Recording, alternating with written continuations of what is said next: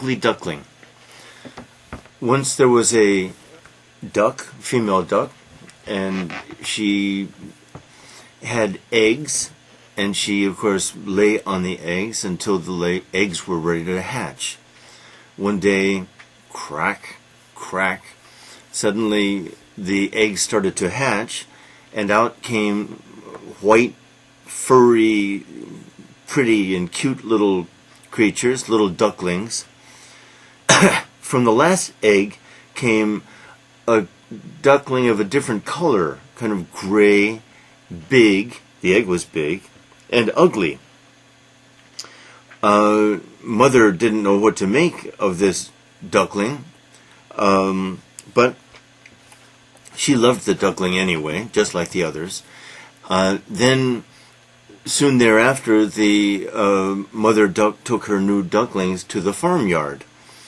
There, the chickens and the geese and the other ducks laughed at the ugly duckling a lot.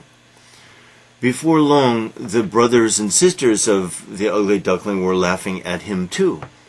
And although Mother tried to protect him, sometimes other ducks would even bite him on the neck and laugh at him.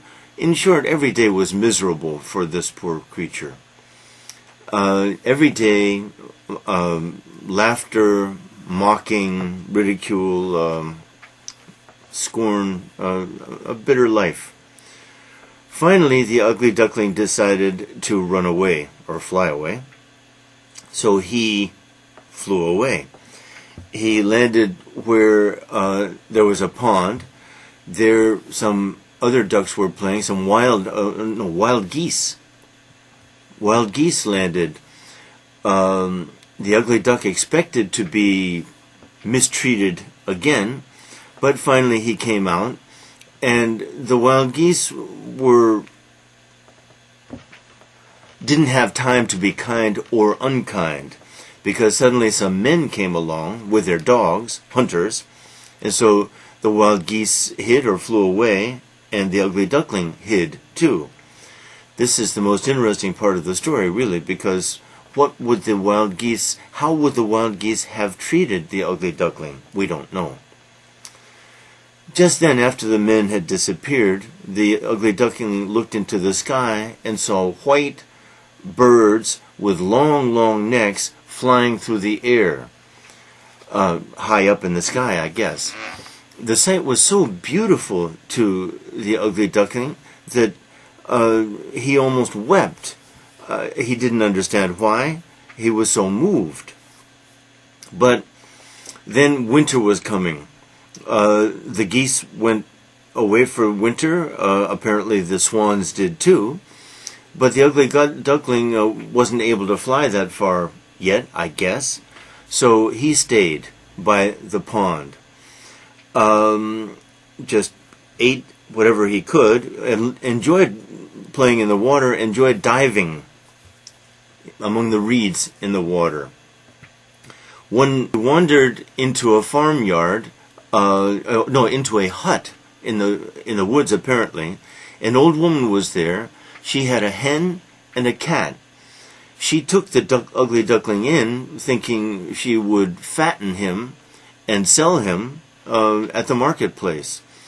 But life wasn't good there. Although he was warm inside, he wanted to be outside. He wanted to be in the water. So after a while, he left there. He returned to his pond. It was winter. So one morning when he woke up, he found that his feet were frozen in the lake. Fortunately, a kind farmer came by, cracked the ice, and released the wild duckling and took him home. There, his family played with the duckling a little bit, but the duckling was very unlucky, as we have seen. He knocked over a pail of milk.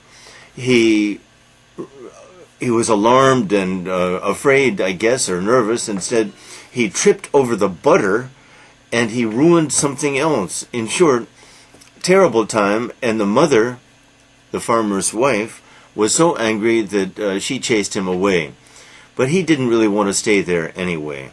So, back to the pond, he made a nest for himself in which he could stay a little bit warm, and spent a miserable, miserable winter, cold, alone, just barely surviving.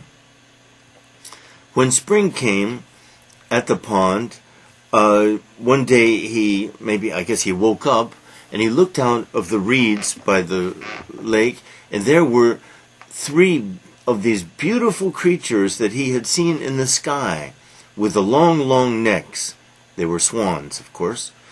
And so he was afraid to approach them because he thought, once again, just like in his whole life, he would be laughed at and scorned and bitten or whatever. But finally, he lowered his head and floated out among them. His surprise was huge because suddenly there was a 4th swan. The 4th swan was he. He was a swan, for God's sake.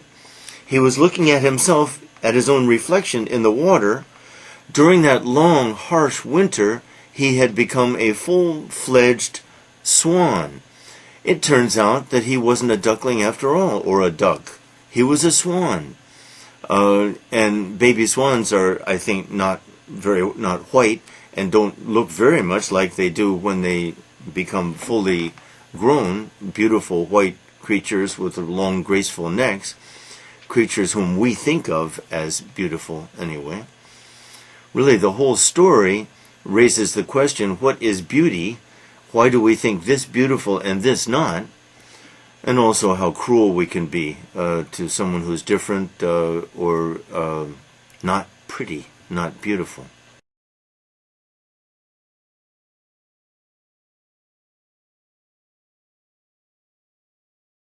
The Ugly Duckling. Number 1. What came out of Mother Duck's last egg? Number 2. Who made fun of the ugly duckling? Number 3. Why was every day hard for the ugly duckling? Number 4. What did the ugly duckling decide to do?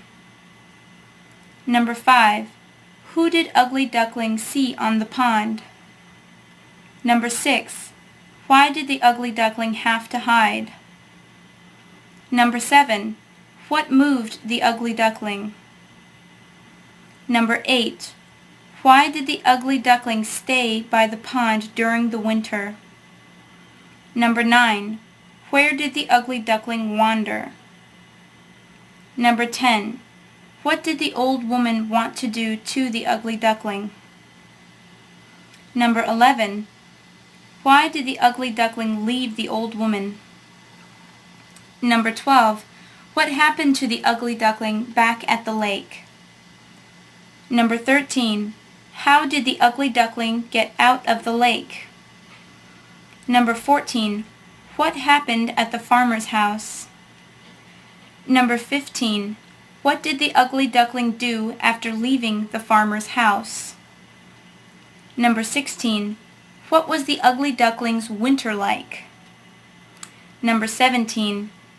Who did the ugly duckling see in the spring? Number 18. What had happened to the ugly duckling over the winter?